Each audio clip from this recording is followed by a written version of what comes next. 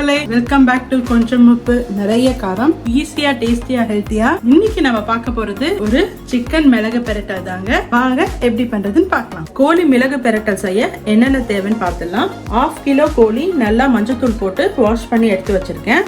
2 medium size onion இப்படியா சாப் பண்ணி வச்சிருக்கேன். அதே மாதிரி 2 மீடியம் சைஸ் தக்காளியும் சின்ன சின்னதா கட் பண்ணி வச்சிருக்கேன். கொஞ்சோண்டு கருவேப்பிலை, கொஞ்சோண்டு கொத்தமல்லி, இஞ்சி பூண்டு பேஸ்ட் 2 டேபிள் ஸ்பூன், உப்பு தேவையான அளவு, chilli powder 1 table spoon, coriander powder 2 table spoon, pepper powder 1 table spoon, garam masala 1 table spoon, சோம்பு பொடியும் ஜீரக பொடியும் 1 டேபிள் ஸ்பூன். நம்ம எந்த பேன்ல சிக்கன் குக் பண்ண போறோமோ அந்த பேன்ல சிக்கன் ஆட் பண்ணிக்கலாம்.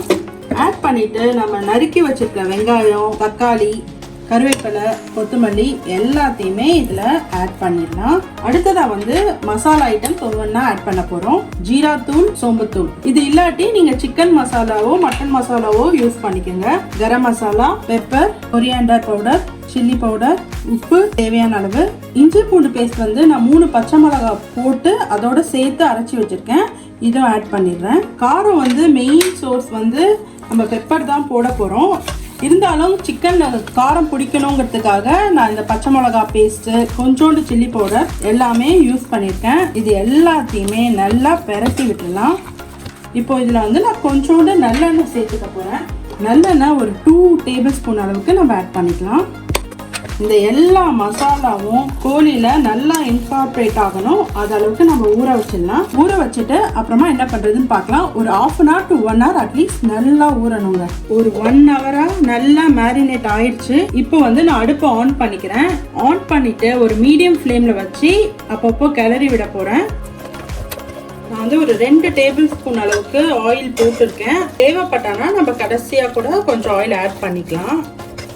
இந்த மாதிரி எவ்ரி 5 minutes நம்ம கிண்டி விட்டுக்கலாம். மீடியம் ஃப்ளேம்ல இருக்கணும். அடுத்து சிக்கன் ஒரு 10 minutes நான் மீடியம் ஃப்ளேம்ல குக் பண்ணிட்டு இருக்கேன். இப்போ ஓபன் பண்ணி பார்த்துடலாம். இப்போ சிக்கன் தண்ணி விட ஆரம்பிச்சிருச்சு. நம்ம போட்டிருக்க வெங்காயம், தக்காளி எல்லாத்துலயுமே வாட்டர் கண்டென்ட் இருக்கு. ஸோ எல்லாத்துலேருந்துமே தண்ணி விட ஆரம்பிச்சிருக்கு. நம்ம எக்ஸ்ட்ரா தண்ணி ஊற்ற தேவையில்லை.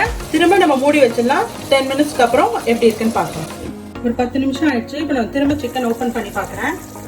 நல்லா தண்ணி விட்டுருச்சு. சிக்கனும் குக் ஆயிடுச்சு. இந்த போன்ல இருந்து வர ஆரம்பிச்சிருச்சு தோடு. அவ்வளோதான்.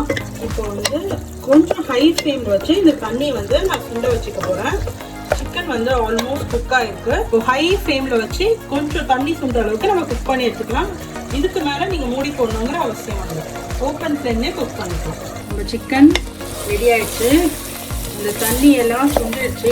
ஹை ஃப்ளேம்ல வச்சு தண்ணி சுண்ட வச்சுட்டேன். இப்போ பாருங்க, ரொம்ப ட்ரையாகவும் இல்லை, செமி கிரேவி கன்சிஸ்டன்சிலும் இல்லை. ஜஸ்ட் அந்த சிக்கன் பீஸ்ல அந்த மசாலா கோட்டா இருக்கணும். நீங்க எடுத்து சாப்பிட்றப்போ இந்த மசாலா கோட்டிங்கோட இருக்கணும். அவ்வளவுதான். இப்போ உப்பு காரம் பார்த்துக்குங்க. கடைசியா கொஞ்சோண்டு பெப்பர் ஆட் பண்ண போறேன். Freshly grinded pepper. காரம் உங்க விருப்பம் தான்.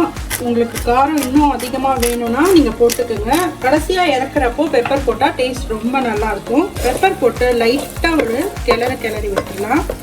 அவ்வளவுதாங்க, நம்ம கோழி மிளகு பெரட்டல் ரெடி ஆயிடுச்சு. கடைசியா சிக்கன் ஆஃப் பண்ணிட்டு நம்ம இது மேல லைட்டா லெமன் புழிஞ்சு விடலாம். ஜஸ்ட் ஒரு ஃபியூ டிராப்ஸ், ஒரு 4-5 டிராப்ஸ் போதும். நீங்க விருப்பப்பட்டீங்கன்னா கார்னிஷிங்க்கு கொத்தமல்லி போட்டுக்கலாம். இந்த ஈஸியான டேஸ்டியான சிக்கன் மிளகு பெரட்டலை நீங்களும் உங்க வீட்டுல ட்ரை பண்ணி பாருங்க. இந்த வீடியோ உங்களுக்கு பிடிச்சிருந்ததுன்னா ஒரு லைக்கை போட்டுட்டு மறக்காம உங்க ஃப்ரெண்ட்ஸுக்கும் ஃபேமிலிக்கும் ஷேர் பண்ணி விடுங்க. தேங்க்ஸ் ஃபார் வாட்சிங்.